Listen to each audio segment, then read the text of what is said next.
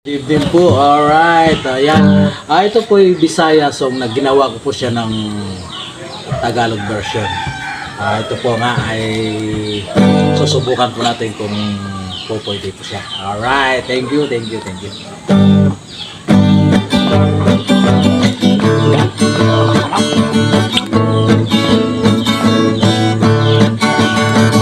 Ang laki ng iyong tingka at hindi ka ba malugi? Ang iyang sobra na bukagkat, nag-smile, nag-isip. Nilagyan pa naman ng pasas sa kita sa kanyang biyak. Kahit mahal nandyan ang mamimili dahil bihira ang kanyang sarap. Ate, kung akong patawagin, kung espesyal ang iyong bibingka, mas masarap itong sa atin.